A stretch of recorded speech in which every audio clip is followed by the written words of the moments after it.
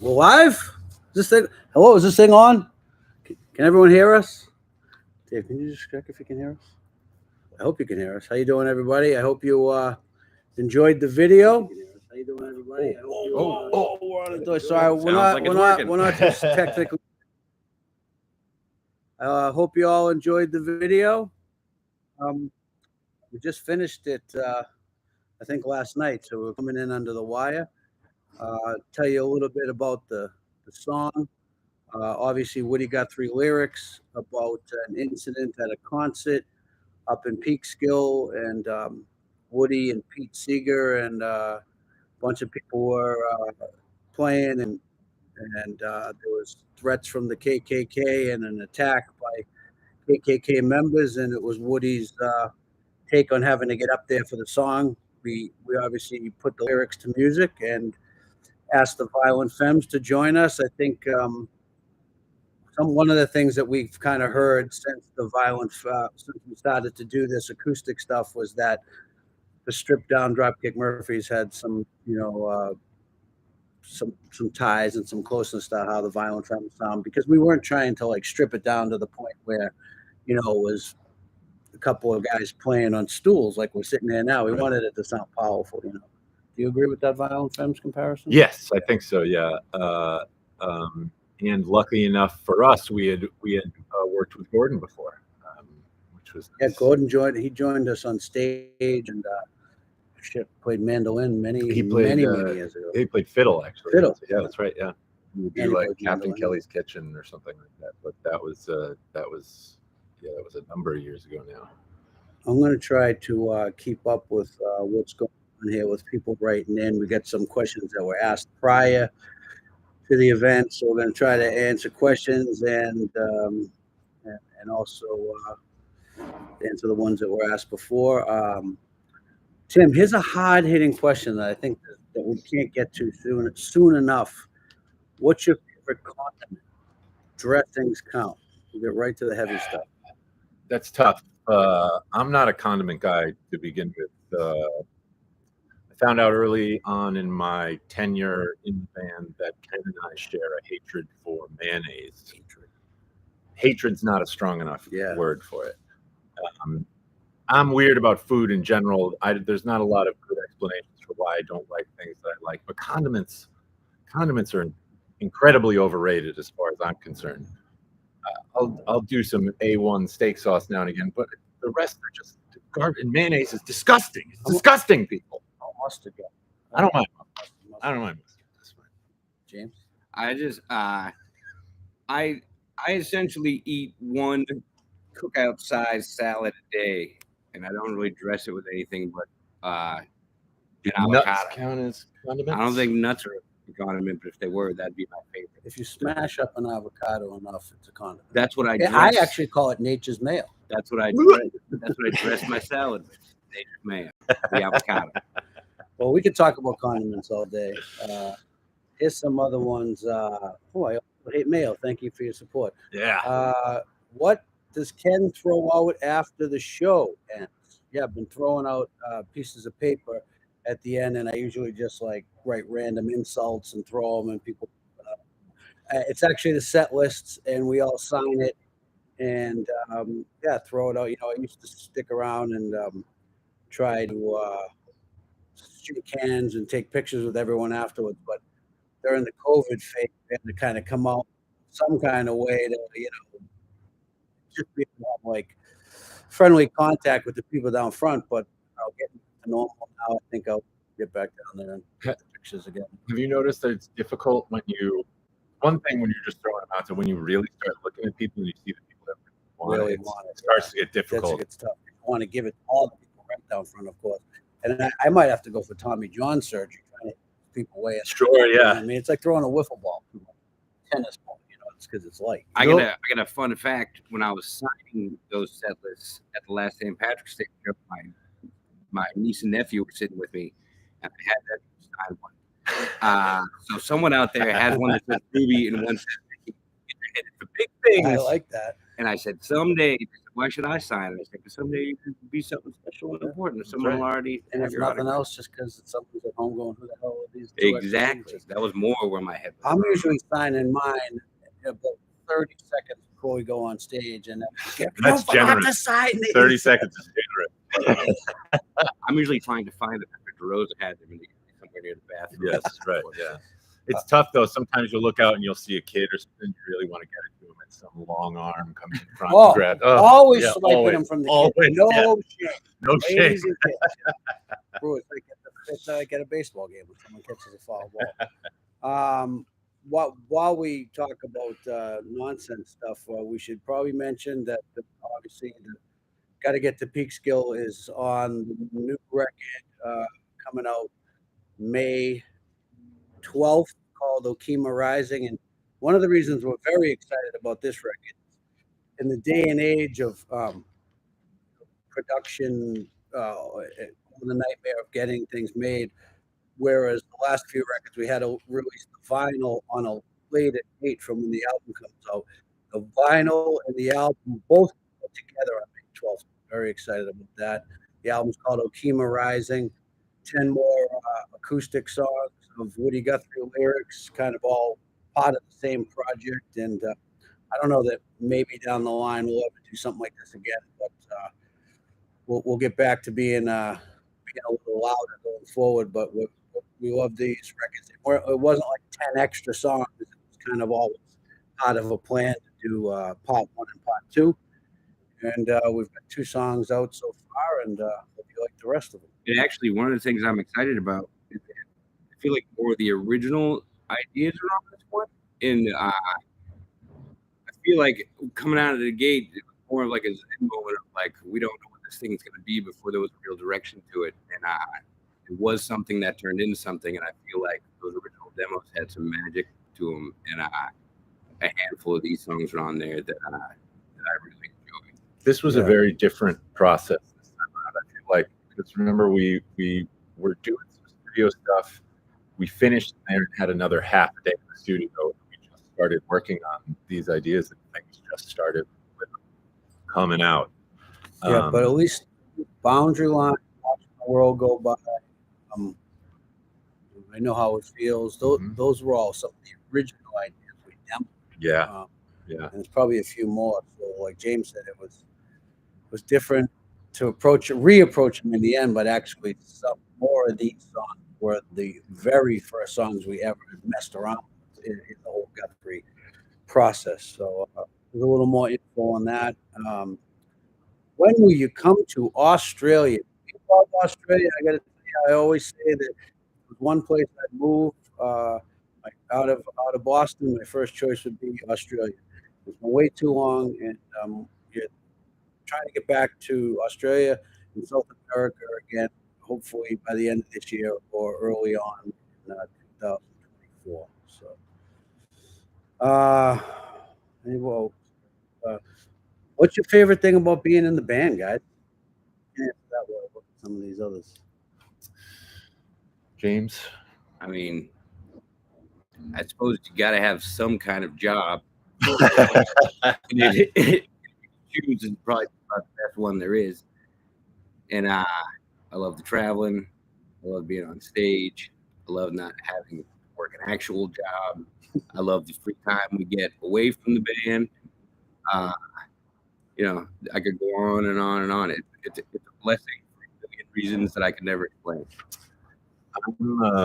The playing instruments is the only thing in life that I'm any good at. So I'm happy that this is how it turned out for me. That's for sure. But you know, guys like I mean, and Ken to an extent started playing in bands when we were young, and it's just something we always did and always enjoyed doing. So the fact we get to do it for a living is. I like the connection to the people you meet, the impact you have on people's lives. Definitely the travel. I never left Boston before the band, so be able to look at your passport and say, "Wow," When you impress a customs agent with the size of your passport, that's yeah. When I went for my global entry interview, the guy totally thought I was like some kind of smuggler or banking guy, spy. And then at the end, he didn't ask until the very end as he grilled it. And he said, "Well, what do you do?" And I said, "I play in a band." And he said, "What band?" He said, "Dropkick." So why did, it was a Boston customs guy. So why didn't you just tell me that in the start? I said, "I don't know. I don't believe with that." But yeah, and I also like to piss off. Don't like it. That's always fun. So that's the good stuff of being in a band. And best band in the world, and that was this. Oh, sir. How's Al's mother doing? And if you're able to stay, best wishes to both of them. And we don't want to talk about Al's mother's health. You could definitely DM him, and he may choose to answer you because it's not our mother, but he has made the decision to be with his mother while she's sick and recovering, and we all support that 100%. And I'm sure Al would love to hear from you, and we've definitely we already knew we had the best fans in the world. This makes it even more apparent how kind and considerate everyone's been, and just always best wishes. We're always having people ask like, "How you doing?" You know, not just like, "When's this come out?" How music, people actually seem to care how we're doing as people. It's pretty cool. So A lot of times we don't realize how creepy it is when you walk away that people know so much about our lives off the stage.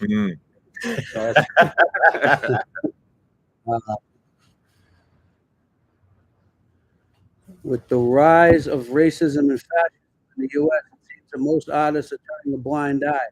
Why do you guys choose to focus on it? I think we've always been outspoken about the beliefs that the band stands for, and obviously with the Woody Guthrie project, with the Woody Guthrie with the Woody Guthrie project, we definitely tackled some subject that was written back in a time when the country wasn't as progressive. You know what I mean? There was a lot of things going on, and the irony was that fast forward all these years later, and there seems to be a rise and a resurface of so much of that stuff. So we feel obligated to speak up about it, and I think along with like the band's political leanings from the start, just people like pro workers' rights and always standing up for workers' rights and unions and stuff like I don't think he can be that type of band and person that sings about that and then not sing about racism and fascism and all that other stuff that is rising right now. It's to me politically hand in hand, rights, be it and the civil rights and all that the civil rights stood for and fought for. And people today will say, "Well, when did you guys become political?" And I say, "We've been political since the start." I don't understand why that's a shock to someone. And yeah, it's a scary world out there. And a lot of working class people that agreed with politics years ago suddenly, I don't know, whatever shifted in another direction. And a lot of people say we've changed. We haven't changed one bit. This is what we've always said and done. If you've ever been in our shows, but a lot of working class people have changed it. So that's that on that.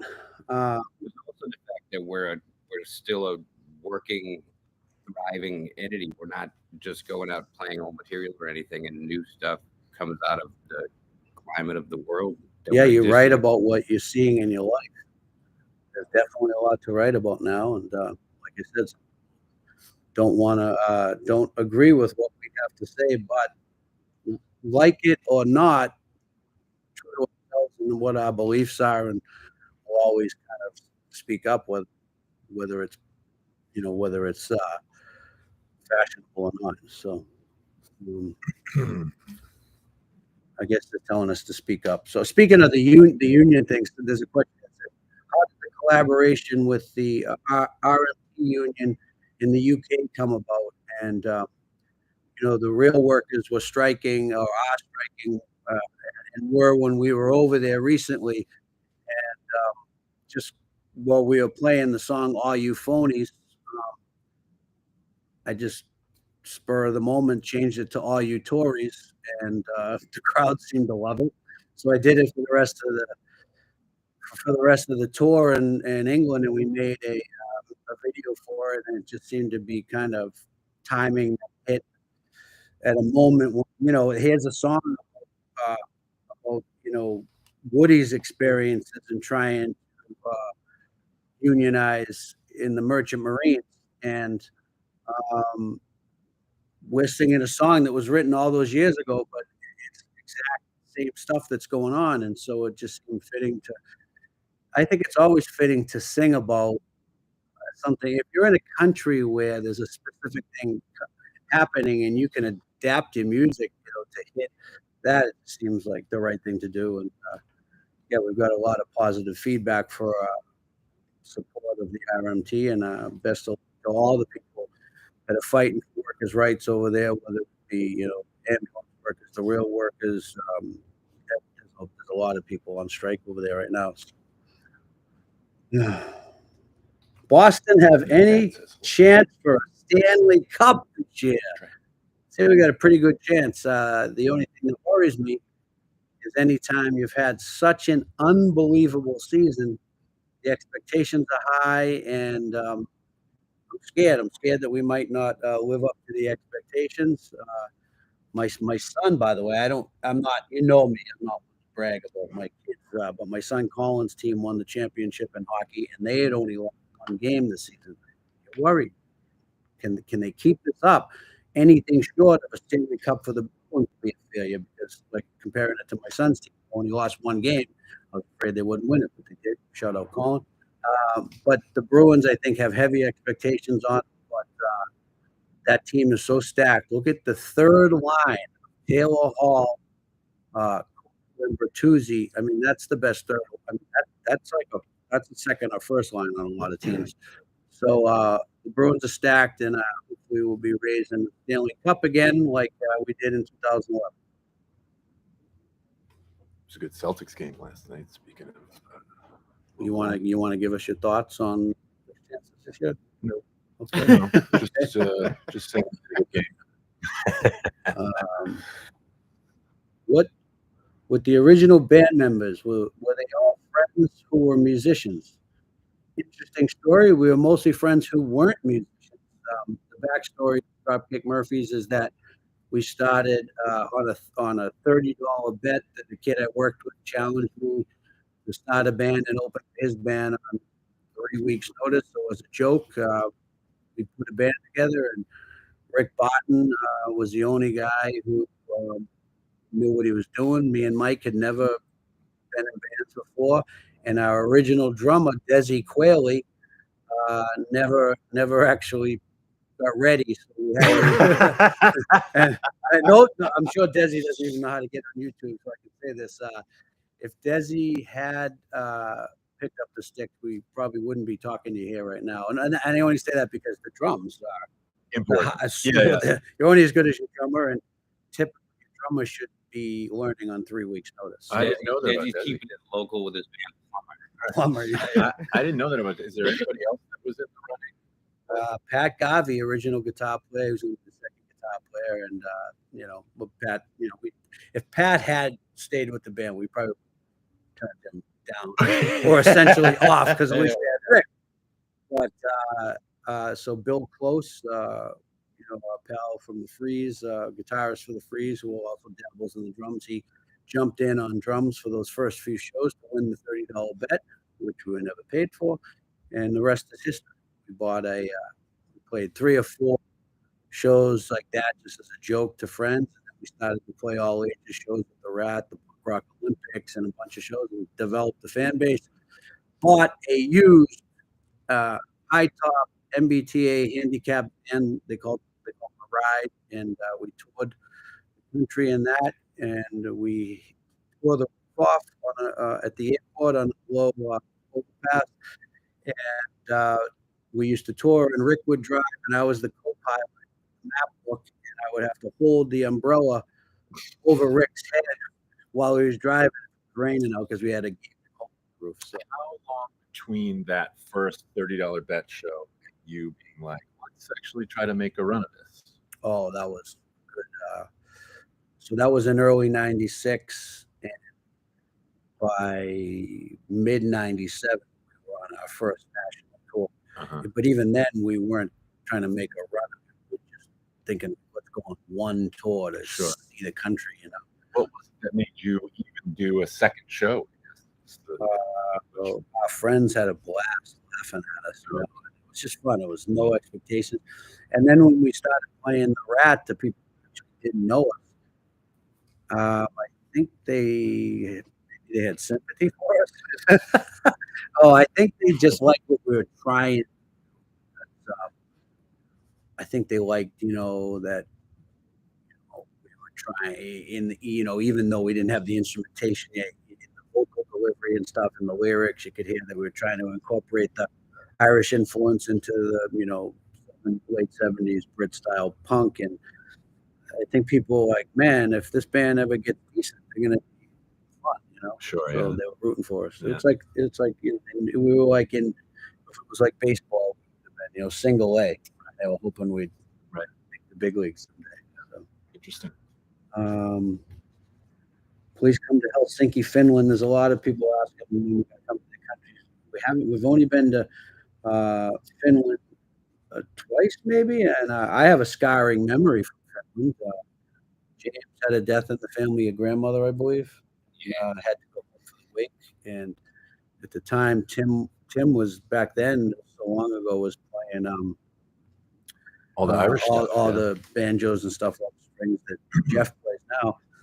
And I would run out on the stage, past James, what he was, size 10.5 shoe, and I knew I'd run right past James's 10.5 foot shoe as I came on stage, and then Tim was playing guitar. And Tim, what size shoe are you? 15. So you got about this much extra space. I caught the front of Tim's Chuck Taylor, went airborne, ate shit, bass, out of tune before we even started the song. First second. And another time I wiped out was the first second of the show, when we used to pull this, reveal curtain, and they were yanking it off the stage. I was jumping up and down, and it wafted under my feet as I landed, and they yanked it, and I ate shit. Once again, we hadn't hit the first note yet. So if you're gonna go big and go early, just to let you know the dynamic. If there is a wipeout on stage, we've all taken one. You cannot come to the aid of your band, because, and obviously, we're like family. A man goes down, you want to help him, but on stage with the crowd looking at you, if you go to that person, you're only drawing more attention to their fall. Yep. So you just have to ignore them, look away, and all. The person could be on fire, and you wouldn't put him out, because you have to pretend like nothing's wrong. I hit the deck a couple of times playing the accordion, and I truly know what it's like when a turtle gets flipped on its back. Because you can't roll over. It was. I couldn't even. It took so long to get up. What else we got here? What's your favorite album release? It's hard to say. Yeah, I think everyone would have a. That's different. Mine would be Signed and Sealed in Blood, maybe. Meanest of Times, maybe. Sing Loud, Sing Proud, maybe. The new one that's coming out, of course. Yeah. I was particularly proud of Turn Up That Dial for a number of reasons, but one being that, we started the first couple of tracks for that record that we cut did in December of 2019, and then January 2020 we went on the road, and then we came home from that tour. That's when COVID and everything happened. So when we resumed recording Turn Up That Dial, it was in a very different way. Normally everyone's sitting in the studio and stuff. We had to basically do one at a time, guys in the studio, and having to do it like that, it felt worrisome to me that it wasn't going to feel like we were all, playing together essentially. And when that was all done and it sounded as great as it did, and I also think we made some serious leaps in the Irish aspects of our music during that one as well. So I was particularly proud of. Tim's accordion playing really took it to another level. You want to talk about the specifics? Yeah, that sure. I mean, style? the reason I started playing accordion was obviously because of the guy James Friendly from the Pogues, and you know, when I was 14 and listening to their albums, I wanted to be able to play along with them. The things that stood out to me were the tin whistle and the accordion. So I eventually got my hands on accordion and started working my way around it. For the longest time, I could do like chords and some lines and stuff like that. But there was so much that James would do that that sounded so awesome to me that I wanted to learn how to do. And then between getting to do their Christmas tour in 2005 and just sort of becoming friendly with a lot of those guys, I had the fortune of becoming friends with James. And then there was a point during the pandemic where he was, I would text him questions about how to do specific things. He would literally text me back a video of his hands playing the accordion that he played on Rum Sodomy and the Lack, like showing him this stuff.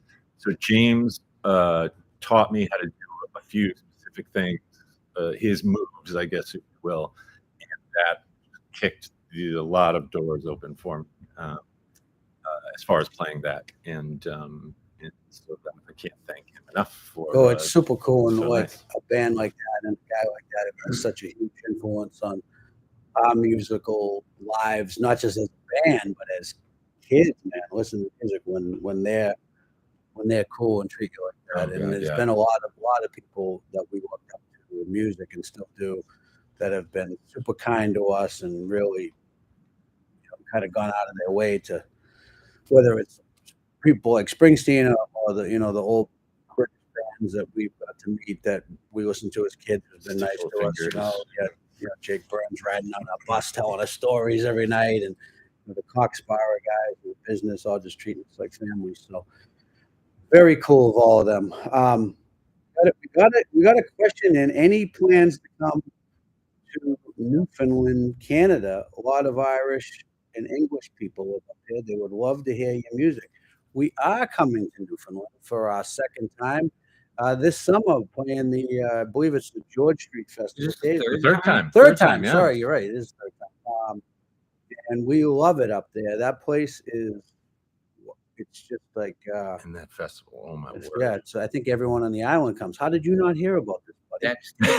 That is always been an amazing experience. I tell that story all the time about when we got stranded there for an extra day, and it was like the Beatles got stuck in town. There was like people yelling out car windows at us, people coming out of shops, inviting us in. Everybody, like you said, like the whole place comes out. And being there the next day, it was like everyone who was in there was ready to welcome us to town. It was incredible. Yeah, it's for those people around the world that might know Newfoundland's an island. I think it's the most northeast part of or inhabited part of Canada. And, it's an island, so you got to fly up there. So that I don't think as many tourists roll through. So when a band or visitors come, they're just super welcoming. I remember Sean Thornton, who played for the Bruins, telling me about when he was playing there in the minor leagues, and the cab that picked him up at the airport when he arrived insisted on bringing him home to have dinner with his family. And it's not a lot of places left like that in the world, so it's very cool. For those people just tuning in, asking, is I got to get to Peekskill. It is Peekskill, New York, and it's about a riot that happened there at a concert when the Ku Klux Klan attacked the concert. Woody Guthrie lyrics that we put to music, and coming out on a new album called Okima Rising. Okima is the town Woody Guthrie was born in, and it comes out May 12th. Yeah. There's actually a lot of information in that video. Yeah, I learned more about the song watching this morning than I knew before. A lot of the lyrics, a lot of it's chopped up. Yeah. So, Are you guys coming back to Michigan? We just did. Actually, we're just there. we were in Grand Rapids. You're probably on the other side. Yeah. I find that anytime someone asks that, when are you coming back, it's usually right after. Right after we just played. Somebody there, yes. yesterday asked me if playing in Boston. All right. So Have you seen the new Springsteen tour? Did you go to that show? I did, yeah. How was it was fantastic. A Good. lot of all the hits. I had low expectations because I heard they were getting people got sick. Bruce might have had Right, voice yeah. problems. There was COVID stuff. Knocked it out of the park as usual. Better Those shows, if anybody that's on here has not had the chance to go see Springsteen, do it. Yeah. Because it's incredible. Is there a venue or city you haven't played that you would want to play?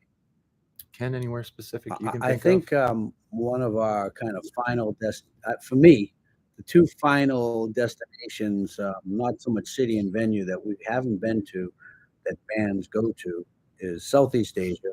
We've been to Japan, but we've not been to Indonesia and Korea and a bunch of the other countries that some bands go to, and we'd also like to go to South Africa, just because there's a bunch of cool shit. I mean, I just want to go on a safari and stuff. So, but there was a promoter that came to one of our shows in Europe and gave us a thumbnail drive, and I think one of the ways they lure bands to come so far is that they'll take you like diving with great white sharks and a bunch of cool shit like that. But the amount of mail and letters from back in the day, very start of the band, to now, emails and stuff that we get from Southeast Asia, and particularly Indonesia, is amazing. And the bands that we know that have gone there have had such amazing shows. I mean, Dave's been there many times with other bands, and so that's definitely one of our priorities to get to Southeast Asia. I just saw one and said, "Did Mick Jones really nick your I was pudding?" about to bring that up. No, not our pudding. Pudding was nicked. Yeah. But the fifth Beatle around here, Ted Hutt, our friend and producer, his pudding was nicked. True story. At a studio in England, I believe, multi-studio place with a shared fridge. Ted wrote his name on his pudding, came out on a lunch break, and there was Mick Jones and the Clash enjoying Ted's pudding. Ted told us the story, and we wrote a song about it in 30 minutes. You can probably tell by listening to it. It was written in 30 minutes. You know what's crazy? Ted told us that story. It took us, between Ted telling us a story and us writing the song, there was a good amount of time before we addressed it in the song. But Ted told us that story initially in our old practice phase, right as we were about to demo a song. So I actually have the audio of Ted telling us that story somewhere. And there's the famous quote where he says, "Put that back. That's my fucking dessert." Oi, put that back. That's right. Yeah. Here's an interesting. What's the worst show you've ever had? I can tell you, back in the old days, we went down to play at a squat in Baltimore in '96 in the MBTA handicap van. I did not have a backup bass or any bass strings. I only knew how to play top two strings. Keep in mind, I've been playing for about 4 months, and we broke a string. Who breaks a bass string? I know. It's actually, believe it or not, the last bass string I ever broke. But anyway, and then Rick's guitar amp blew up, and I broke a bass string on the first song. Rick's guitar amp blew up on the third song. We packed everything back up into the van and just drove. Really? 9-hour drive in that van, probably 15. So that was a shitty ass show, I'll tell you that. You've been fortunate enough over the last good amount of time that luckily we have the greatest crew guys in the entire world, and so it's very rare that something like that happens. Every once in a while, there might be some sort of weird technical thing that might happen. For example, when we're doing a lot of the festivals in Europe and stuff in the summer, a lot of times it's what we refer to as the old run and gun, which is no sound check or anything. You just get your stuff set up. They make sure that you can actually hear the instrument, and that's as far as it goes, and then you go out and play. So there are some times where you walk out on stage on a day like that, and it takes a couple of minutes to get things dialed in. But like I said, we have the greatest crew guys in the world. So it's been quite a while since we've had like a real tanker of a show, you know. I'll tell you what, though, for as many people involved in the crowd and crew and all the other guys in the band, everyone has a very personal experience with what goes on night to night. At least once a tour, I go, oh my God, that was the worst night I ever had. So I usually try to find in conversation some way to ask our friend Peter does front of house, like, hey, you know, how was last night? And anytime I say it was the worst night of my life, he says, best show we ever did. Yep, that happens a lot. So my opinion of the show is usually the opposite of what everybody else. And if all band members got together afterwards and had to say good or bad in the hat, there would never be a unanimous vote. One guy's having a good experience, and others having a bad. And a lot of times, the nights on stage, the nights where the stage sound is the worst, and you think it's a bad show, is once again when Pete at the front of house, who's hearing what the crowd is hearing, he says, "No, it sounded great." So obviously, you'd rather have a bad show sound on stage as long as it sounds good out front. And then some nights when I think that was amazing, that sounded so good. Wow, this blew up. And we had all these problems. Yeah, the worst is when you're flying high after a show because you know everything sounded good and you personally had a great one. That's when like I'll go to James and be like, "Good night," and he'll go, "No." It's just I can just hear that one guy had a great night, and a lot of us. So there's always someone who did, and we're good. That's the other thing. It's hard to remember when you're up there, and I don't mean this in like a self-centered way, but like it's tough to remember that there's so much other stuff going on there, and each one of us hears what we're doing pretty well. So if I'm up there, for example, hitting a bunch of clams on the accordion all night, and to me it sounds like just horrible stuff. There's so much other stuff going on up there that chances are it's not really a noticeable thing. I mean, unless you're really tanking it up there. But so yeah. Here's a kind of question. Did immersing yourself in the way Woody approached subjects change the way you think about your own lyrics? And what I noticed about Woody is he's in a lot of times had a way of, even if he was singing about a subject that could be divisive, you know, because obviously anytime you're singing about especially political stuff, it's going to be divisive because there's going to be current state of America, 50% or roughly there that aren't going to agree with you. Woody had a way of bringing it down to like common humanity in a way that I think temper the message a little. And I don't think he was trying to do it like that, but I think the nature of the way he brought things down to a human level.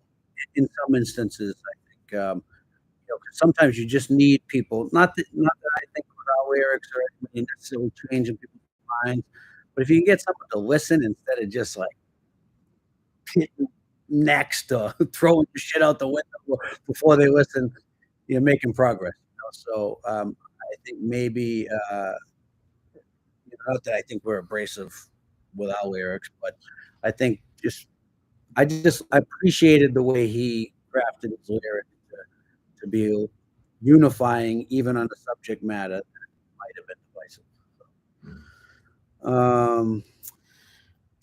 Evan Tollinen wants to know if we're going to come back to Hawaii. That's our tour manager trying to negotiate to go to warmer places. Speaking of bad shows, here's a memory. Do you remember the West Virginia outdoor show? That freezing cold yeah, No. Yeah, no, that was listen. Anyone who has to play an instrument that involves their fingers shouldn't really be playing in Evan. See right there, that Evan, that shot of Evan, I can guarantee you this was not taken in Hawaii. No, because he's a totally different persona when he's got his Hawaiian. Don't look, Evan. Okay, that's nice. That's a good look. He's a totally Evan's our tour manager. Everyone knows and you bring him to warm climates, and the Hawaiian shirt comes out, and he is just a different man. Different. Yeah, we love him. Well, I think once again, I know there's some people tuning in late. Some of us asked about Al, who we had mentioned earlier that there's many Noel sick, and but we don't feel like it's our place to talk about her current condition. I know Al would love to hear from anyone that wants to send him a direct message, and he's told us already that that's been important to him, and so he's with his family and has our full support and appreciates the full support of you guys as well. So unless there's any Bruins questions, let's see if there's one or two we can hit real quick before. Any particular songs you guys like to play on stage? I think it changes almost day to day. yeah, You know, I like Rose Tattoo a lot because it's like 3 songs in one, and then it's like a fast part and a crazy part, and people. The beginning's like a ballad, but then again, there's other songs I really appreciate how short they are. Yeah, People sure. oftentimes say, do you ever get sick of shipping up to Boston every night? I say, that's only 2 minutes and 10 seconds long. Yeah. And it's over before it starts. So that's the key. If there's a song that you really don't want to get sick of, if you're new bands out there, keep the song short. Okay. Let's see. How do you decide the set list? Oh my God. It's a torturous process. I've been with this man while he does set list for 10 years, and I've not figured out what his process is. I collect a pile of notes every morning after the show that night. Around the bus. It's a process of trying to keep it a little bit different night to night, even if it's just a little bit, to not have us get into a rut of monotony.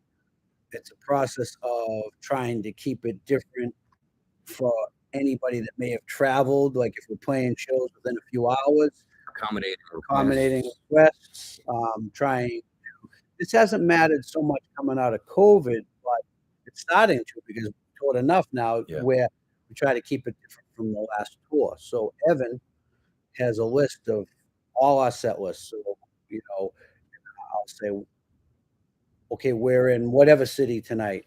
What's 2-3 hour radius around here? And we try to consider what we played on the tour previously.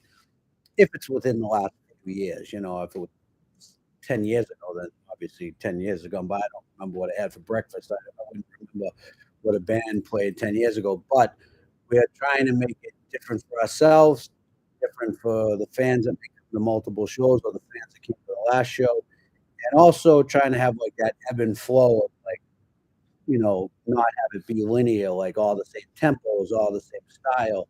Try to have some fast songs, some slower songs, some songs that are more of like the Celtic flavor, and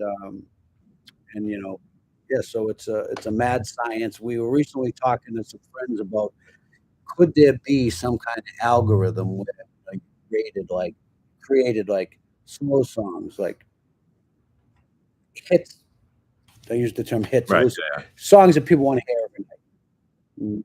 B-level songs, C-level songs, real deep cuts, and you just do that into a computer and spit out a set list every night. If there's any real computer geniuses out there that want to write some program, like an AI kind of thing, that will computer generate awesome set lists every night.